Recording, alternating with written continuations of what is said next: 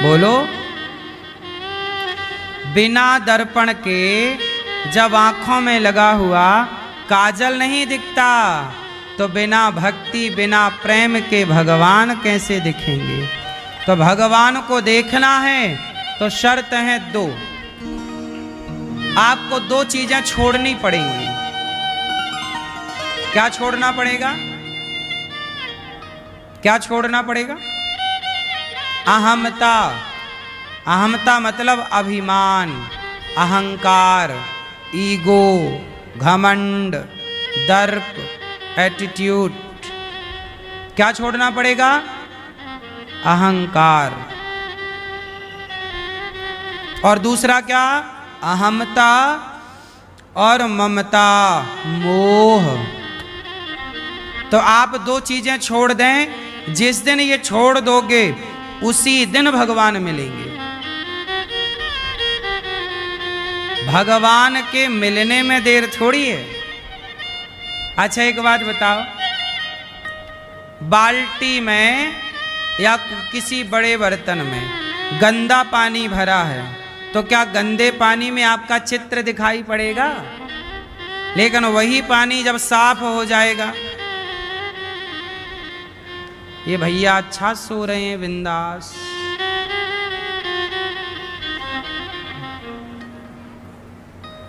राम राम,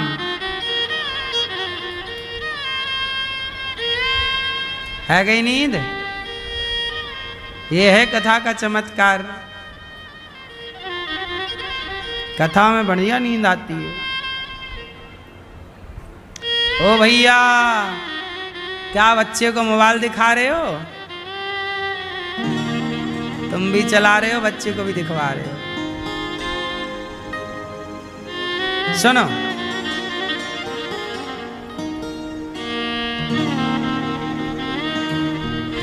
गंदा पानी भरा है तो क्या उसमें आपका दर्पण दिखता है? आपका चेहरा दिखता है? गंदे पानी में आपका चित्र नजर नहीं आता, पर वही पानी जब साफ हो जाएगा तो आपका चित्र नजर। उसी तरह जब तक मन में मन गंदा है, विचार गंदे हैं, अभिमान की गंदगी है, तब तक ईश्वर नजर नहीं आएंगे। और जिस दिन भीतर सब स्वच्छता आ गई, उसी दिन मन मंदिर में भगवान प्रकट हो जाएंगे। देर थोड़ी लगती है। ठीक है, अहंकार त्याग दीजिए। आप कितने लोग त्याग सकते हैं? अभिमान त्याग सकते हो?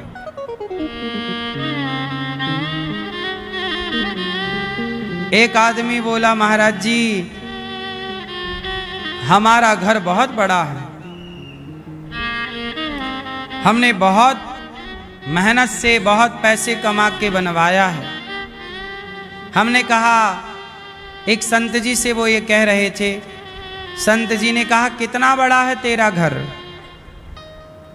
बोला महाराज जी बहुत बड़ा है।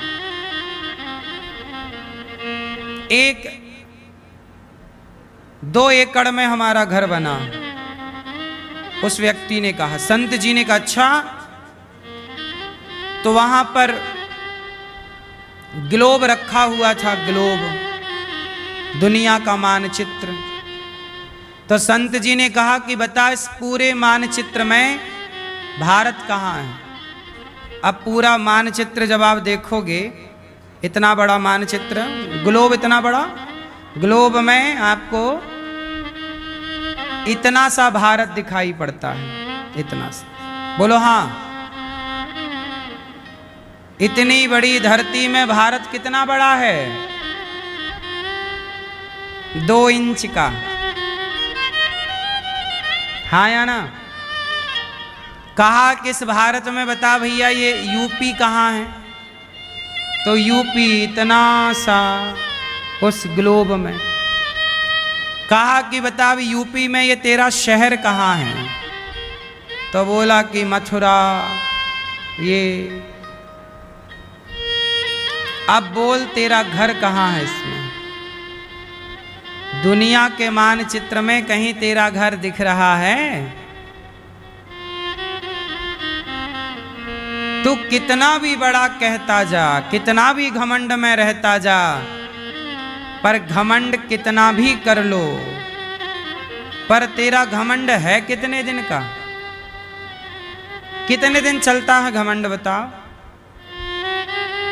आपका जवानी जाते जाते, बुढ़ापा जाते जाते, आप बूढ़े होकर के जब मरोगे तो आपका घमंड सिमट करके मुट्ठी भर राख बन जाएगा और आपको उस राख को 50 रुपए के घड़े में डालकर लोग ले जा रहे होंगे। राम नाम सत्य है,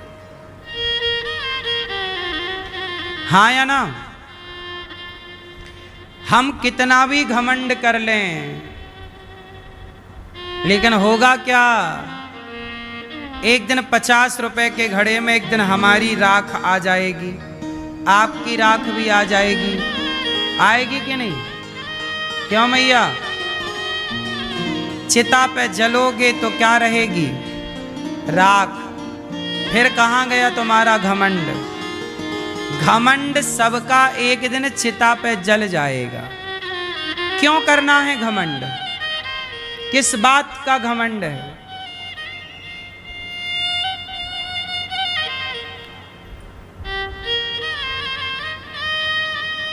कभी किसी बात का घमंड नहीं करना चाहिए।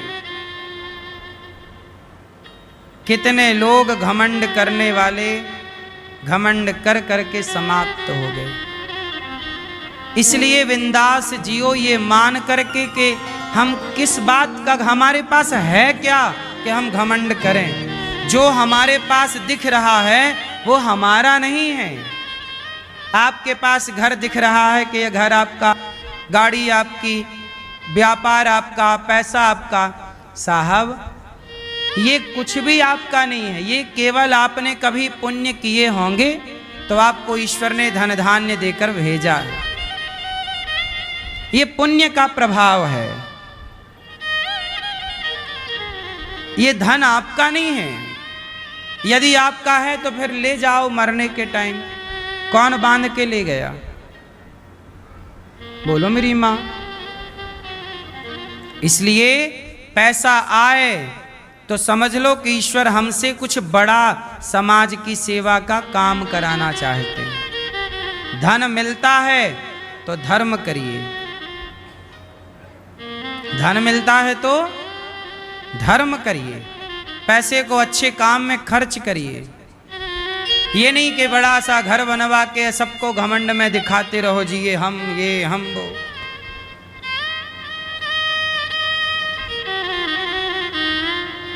हमारी हालत कैसी है? एक कुत्ता और एक गधा दोनों बात कर रहे थे। बैलगाड़ी से किसान घर जा रहा था, बैलगाड़ी में बैल लगे थे, बैल खींचते जा रहे थे, नीचे नीचे कुत्ता जा रहा था, बैलगाड़ी के नीचे, छकड़े के नीचे। गधा गुजरा तो गधे ने कुत्ते से कहा, कहो कुत्ता कैसे हो? कुत्ता बोला सब ठीक हूं पर अभी जिम्मेदारी बहुत है। तो गधे ने कहा कुत्ता कौन सी जिम्मेदारी आ गई? तो कुत्ते ने कहा ये बैलगाड़ी हम चला रहे हैं, यही जिम्मेदारी है, मालिक हम पे ज्यादा भरोसा करता है। गधे ने कहा यार कुत्ता गाड़ी तुम नहीं चला रहे हो, गाड़ी तो ये बैल चला रहे हैं, तुम तो नीचे नीचे चल रहे हो बस। कुत्ता बोला कर दी ना गधों वाली बात, ये बैल तो हमारे बॉडीगार्ड हैं, गाड़ी हम चला रहे हैं। गधा बोला यदि गाड़ी आप चला रहे हैं तो स्टॉप, रुको। कुत्ता रुका, अकस्मात गाड़ी भी रुक गई। गधा बोला गो, चलो, तो गाड़ी भी संयोगवश चल पड़ी। अब आप बताओ गाड़ी कौन चला रहा था, बैल या कुत्ता? बोलो। बैल चला रहे थे, पर कुत्ता क्या कह रहा है? मैं चला रहा, मैं। इसी तरह हम सबकी गाड़ी परमात्मा चलाते हैं, हम उस कुत्ते की तरह झूठी छाती पीटते रहते हैं। हमने ये किया, हमने ये किया, हमने वो किया, हम ना होते तो ऐसा हो जाता, हम ना होते तो ये हो जाता। क्यों? सच बताओ, आप ना होते तो क्या होता? बोलो मेरी माँ, आप ना होते तो क्या होता? हम ना होते तो भी ये सब काम होते। हम नहीं होंगे, हम नहीं थे तो भी संसार चल रहा था। हम हैं तो भी चल रहा है, और हम नहीं रहेंगे तो भी ये संसार। इसका मतलब है कि ये संसार चलाने में हमारी और आपकी भूमिका नहीं, भगवान की भूमिका है। और हमें ऐसा लगता है सारी जिंदगी कि हम कर रहे हैं, हम कर रहे, इसी घमंड में हम लोग रहते हैं। और यही घमंड हमें कभी इंसान नहीं बनने देता, यही घमंड हमारा पतन कराता है। इसलिए काम करो, पर यही भाव रहे कि हम नहीं, भगवान करा रहे हैं, भगवान कर रहे हैं। कौन कर रहा है? कौन करा रहे हैं? भगवान से बड़ा कौन? हम भगवान के चरणों में समर्पण करें। कभी ना सोचें कि हमने कुछ पाया। गौरी गोपाल में इतनी सेवाएं चल रही हैं, मुझे कभी नहीं लगता कि मैं कर रहा हूं। सदा यही भाव है कि भगवान हमसे और आपसे कुछ अच्छा कराना चाह रहे हैं। करा वही रहे हैं, पर निमित्त हमें और आपको बना रहे हैं। माता, राम जब वनवास गए तो निषाद राज की माता का मन था कि राम थोड़ी और रुकते तो गोद में बिठा के उन्हें फल खिलाती। क्या खिलाती? फल खिलाती। तो राम बोले कि माता, तुम्हारी इस जन्म की इच्छा को हम द्वापर में पूरी करेंगे। सुखिया माता बनती हैं वो, और फल का व्यापार करती हैं। गरीब थी, फल बेचकर जो पैसा मिल जाता तो अपना पालन करती, बच्चों का पेट भरती। गांव में आई, पूरे गांव में आवाज लगाई, फल ले लो मंगला, फल ले लो बहन। मंगला बोली, बहन आज फल नहीं चाहिए। दूसरे घर में गई, अरे सुमंगला फल ले लो। सुमंगला बोली, बहन फल नहीं चाहिए। गांव भर में सबने मना कर दिया कि फल आज नहीं लेना है। अब तो सुखिया घबराई कि आज बच्चों को भोजन कैसे मिलेगा। तो यशोदा के आंगन में पहुंची, अरे यशोदा, लाला के लिए कुछ फल लेना है। तो मैया घर पे थी नहीं। कन्हैया खेल रहे थे आंगन में, दौड़े दौड़े कन्हैया आए। हाँ मैया, मैया बताओ क्या लाई हो? लाला फल लाई हूं। तो कन्हैया बैठ गए मैया की गोद में, और जैसे मैया की गोद में बैठे तो मैया बोली, लाला कोई देख लेगा तो हमें डांटेगा कि तुमने यशोदा के बेटे को ऐसे क्यों छुआ। मैया, कन्हैया बोले, मैया तुम तो हमारी माता हो, तुम तो हमें छू सकती हो। अरे लाला हम छोटे हैं ना। कन्हैया बोले, मैया मेरी नजर में तो कोई छोटा नहीं होता, तुम तो मेरी नजर में बड़ी हो, तुम्हें छोटा किसने कह दिया। तब भगवान मैया की गोद में जाके बैठ गए। कहा, मैया फल दे दो। भगवान मैया के हाथ से फल ले रहे हैं और खा रहे हैं। कहा, मैया लाला तो को कितने किलो फल दे दूं? मैया ये किलो क्या होए, शेर क्या होए, ऐसो कर मैया मोको 5 फल दे दे। अब 5 फल मैया ने रखा, छोटे छोटे हाथ कन्हैया के, हाथ पे यहाँ फल छोटे से हाथ में ले जाके भगवान अंदर रख के आए। मैया बोली, लाला फल तुमने ले लिया, अब इसका मूल्य दे दो। भगवान बोले, मैया हमारी मैया तो हमें इतना देती है पर कभी मूल्य नहीं मांगती। तुम कैसी मैया हो, देख के मूल्य मांग रही हो। अरे लाला हम तेरी मैया की तरह नहीं है ना लाला, हम ये बेचती हैं, बेचती। मैया ये बेचना क्या होए? अरे लाला तूने फल लिया तो बदले में हमें कुछ दे। तो मैया तो को काला के दूं। अरे लाला थोड़ा चावल हो तो चावल ला, आज घर पे खिचड़ी बनाऊंगी। तो कन्हैया दौड़े दौड़े गए और चावल ला रहे हैं। तो छोटे छोटे कन्हैया के हाथ ऐसे भरे हाथ से चावल और लेकर आए तो पूरा हाथ से छोटे छोटे हाथों से चावल गिर गए। 4-6 दाने बचे, झड़ा दिया मैया ये चावल ले ले। मैया बोली इतने ही? हाँ मैया तैने 5 फल दिए ना, 5 दाने।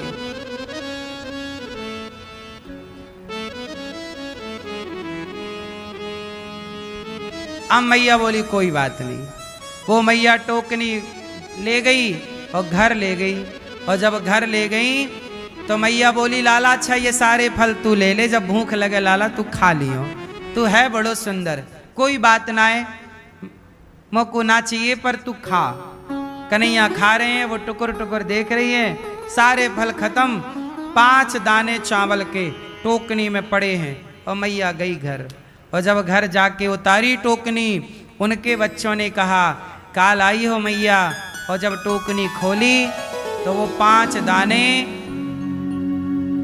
चावल के केवल 5 दाने ना रहे मेरी माँ, कई कई गुना, मानो जैसे कुएं से पानी निकलता है ऐसे उस टोकनी से धन धान्य निकलने लग गया।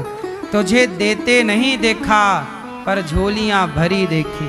परमात्मा ने उस माता की सदा सदा के लिए गरीबी दूर कर दी। चुके छे सांप बनकर आया और मार करके फिर मित्रों के संग भोजन करने बैठे। मंगल से कहा कि जाओ कुछ लेकर आओ। तो घर गए, मंगल मैया से कहा मैया मैया आज तैने क्या बनाया है? मैया बोली लाला आज तो मैंने कुछ ना बनायो, हम गरीब लोग हैं ना, अपने घर रोज रोज नहीं बनता। 2 दिन पहले कढ़ी बनी थी तो को भूख लगी होए तो मैं वह कढ़ी परोस दूं। मंगल बोले मैया मोको ना चाहिए, लाला को कन्हैया मांग रहा है। तो मिट्टी के बर्तन में मैया ने वो बासी कढ़ी भरी और कढ़ी दे दी। और मंगल वो कढ़ी लेकर चला। रास्ते भर मंगल सोचता गया ये बासी कढ़ी यदि कन्हैया खाएगा बीमार पड़ जाएगा, कहीं बीमार ना पड़ जाए, कहीं कन्हैया को कोई कष्ट ना हो जाए। तो मंगल खुद यमुना के तट पर वो कढ़ी स्वयं गट गट गट गट करके पीने लग गए। मंगल स्वयं वो कढ़ी पी गई। अब भगवान ने देखा कि मंगल मेरे लिए कुछ लाया, खुद पी गए। तो भगवान दौड़े दौड़े दौड़े दौड़े आए और मंगल ने सारी कढ़ी पी ली, जो बची यमुना जी में फेंक दी। पर जल्दी जल्दी के चक्कर में मुंह पे कढ़ी भरी। भगवान ने कहा मंगल तूने सारी गटक ली, जो तेरे मुंह पे है वो भर के रखना। भगवान ने मंगल के मुख में अपना मुख लगाया और मंगल के गालों में ऐसे किया तो भगवान के अंदर, मंगल के अंदर की कढ़ी आई। भगवान ने भक्त का वो प्रसाद ग्रहण कर लिया। इस दृश्य को देखा ब्रह्मा जी ने। और जब ब्रह्मा जी ने देखा तो ब्रह्मा जी को लगा कि ये कैसा भगवान उगलन खा रहा है, जूठन खा रहा है। ब्रह्मा जी को हो गया मोह। सोचिए भगवान की लीलाएं इतनी सहज हैं, ओरिजिनल हैं कि ब्रह्मा 4 खोपड़ी वाले भी मोहित हो गए। ब्रह्मा जी परीक्षा लेने आ गए कि देखूं कि ये भगवान हैं कि नहीं। तो भगवान कृष्ण के बछिया और बछड़ों को ब्रह्मा जी ने चुरा लिया, अपहरण कर लिया।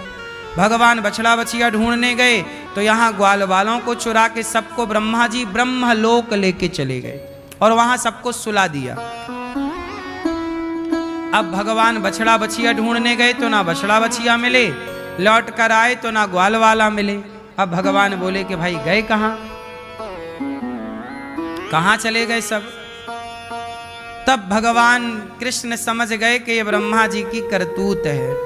तब भगवान ने स्वयं को गैया, वो बछड़ा बना लिया, बछिया बना लिया, स्वयं को ग्वाल वाला बना लिया। और भगवान बड़े प्रेम से अपनी लीलाओं को कंटिन्यू करते हैं। आना जाना। वही आज जितने ग्वाल बाल थे वो हर रूप में कृष्ण ही थे। गैया की बछिया के रूप में कृष्ण थे, बछड़े के रूप में कृष्ण थे, सखियों के बच्चों के रूप में ग्वालाओं के रूप में कृष्ण थे। उन ग्वालाओं ने जो कपड़े पहन रखे थे वो वस्त्र के रूप में कृष्ण थे। उन ग्वालों के हाथ में जो डंडा था वो डंडा के रूप में कृष्ण थे। ये लीला ये बताती है कि कण कण में वो परमात्मा समाया है। यही तो लीलाएं हैं। अनेक रूप आया। आज गैया बछड़ा बछियों पे ज्यादा प्यार लुटा रही है क्योंकि उस रूप में भगवान है। आज गोपियों को ज्यादा प्यार उमड़ रहा है क्योंकि उनके उस बालक के रूप में भगवान है। ऐसी लीला 1 वर्ष तक चली। कितने साल तक भगवान बने रहे ये सब कुछ? 1 वर्ष तक। जब ब्रह्मा जी लौटे कि मैंने तो गाल वाल और बछड़ों को चुरा लिया, अब देखूं कृष्ण की हालत कैसी है। जाकर देखे ब्रह्मा जी तो फिर वही लीला चल रही है। वही ग्वाल वाल वही गैया बछड़ा चरा रहे भगवान। ब्रह्मा जी ने देखा कि इनके ग्वाल वाल बछड़ा तो हमारे पास है पर यहाँ तो सब जस का तस चल रहा। ब्रह्मा जी समझ गए और ब्रह्मा जी समझ गए कि तो भगवान है, तो खुद से लीला कर रहे हैं। इतने ही ग्वाल वाल बछड़े बना लिए। तब ब्रह्मा जी ने हाथ जोड़ करके 40 श्लोकों में स्तुति की और ब्रह्मा जी ने कहा, कर जोरे ब्रह्मा खड़े सुनहु नंद के लाल, देहु ब्रह्म पद और कूं हमहु करो ब्रज ग्वाल। ब्रह्मा जी बोले, हे प्रभु नौमेड्यते भ्रवपुसे तडिदंबराय, गुंजावतंस परिपेच्छल सन्मुखाय,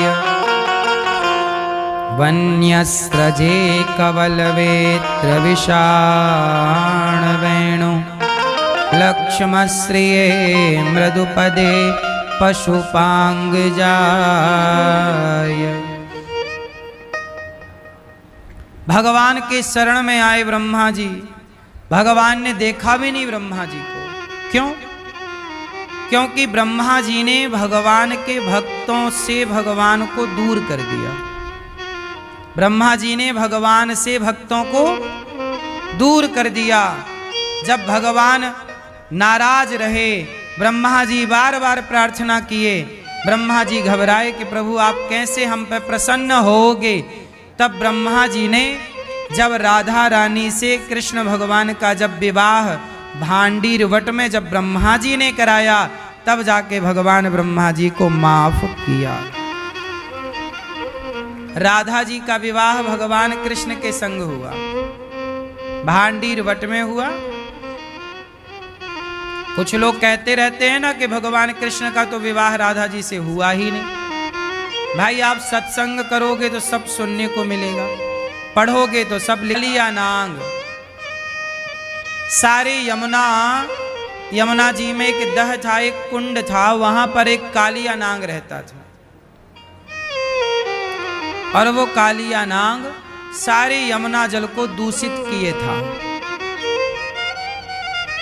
तब भगवान एक दिन खेल में गए और गेंद का खेल में गेंद को मारी तो काली दह पे जाके गिरी।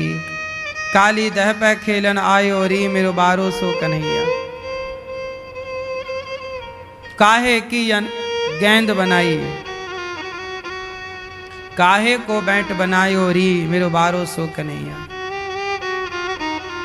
जब भगवान काली दह पर गेंद मित्रों के साथ गेंद खेलने गए, चलो आज खेलते हैं, और खेल में गेंद में दे मारी, गेंद धम्म से जाके काली दह पर गिरी। भगवान कालिया नांग का अभिमान समाप्त करने मित्रों ने कहा कि हमारी गेंद लाओ, वही गेंद चाहिए। भगवान कूद गए। कालिया नांग की पत्नियों ने देखा कि कोई बालक आया है, बड़ा सुंदर है। समझाया कि हमारे पति बड़े खतरनाक हैं, बालक तुम यहां से चले जाओ। भगवान बोले तुम्हारे पति से मिलने आए हैं। नाग की पत्नियों ने भगवान को कहा कि आप जाओ। भगवान ने कालिया नाग को जगाया और कालिया नाग ने बालक को पकड़ लिया। कस के भगवान ने जो शरीर फुलाया, कालिया नाग की नस नस ढीली पड़ गई। 101 फण थे उस कालिया नाग के। कितने फण का सांप था?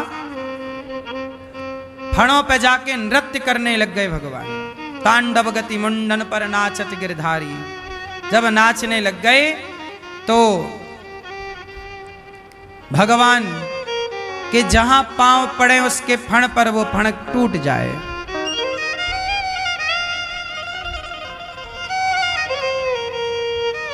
अब भगवान कालिया नाग बोला, प्रभु हमें क्यों मार रहे हो, हमें क्षमा कर दीजिए प्रभु, शरण में आया। तब भगवान ने कहा कि कालिया नाग, तुमने यमुना जी को दूषित कर रखा है। जो गैया इस कुंड का पानी पी लेती है धोखे से मर जाती है, क्योंकि जहरीला है। तुमने जहर फैला रखा है, तो मैं तुम्हें यहाँ से विदा करने आया हूँ, जाओ यहाँ से। कालिया नाग बोला, मैं कैसे जाऊँ, गरुण जी मुझे ढूंढ रहे हैं। भगवान ने कहा कोई बात नहीं, मेरे पांव के निशान तुम्हारे माथे पर पड़ गए हैं, अब गरुण जी तुम्हारा कुछ भी नहीं बिगाड़ेंगे, जाओ। और कालिया नाग को रमण द्वीप की ओर भेजा।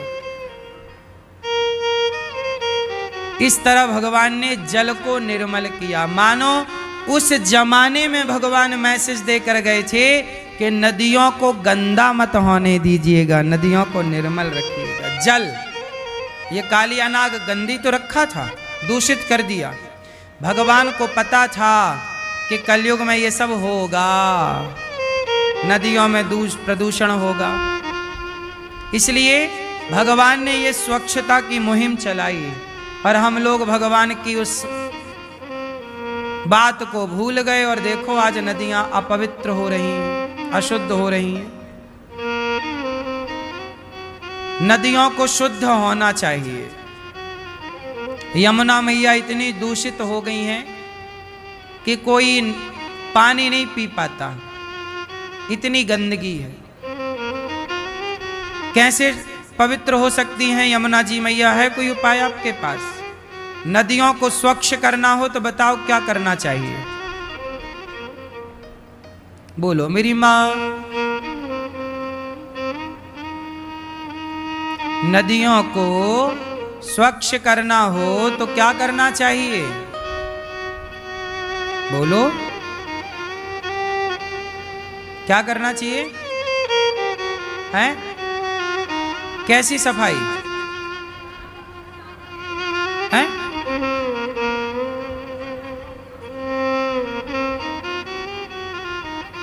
ऐसे नहीं होती नदियां अशुद्ध अपवित्र। यमुना जी में दिल्ली के बड़े बड़े नाले मिल रहे हैं। पूरी दिल्ली का गंदा पानी यमुना जी में छोड़ा जा रहा। बड़े बड़े शहरों का गंदा पानी यदि नदियों में छोड़ा जाएगा तो बताओ वो नदी में नाला क्यों छोड़ा जा रहा है? नाले को यमुना जी में मिलने से पहले वहां पर एसटीपी लगा करके उस पानी को शुद्ध कर दिया जाए, साफ कर दो पहले पानी। आजकल तो मशीनें हैं, चीजें हैं, उपलब्ध हैं, अवेलेबल हैं चीजें। गंदगी से खाद बना दो, खाद किसानों को बेच दो, पैसा भी आएगा, और शुद्ध पानी डालो तो नदियां भी साफ हो जाएंगी।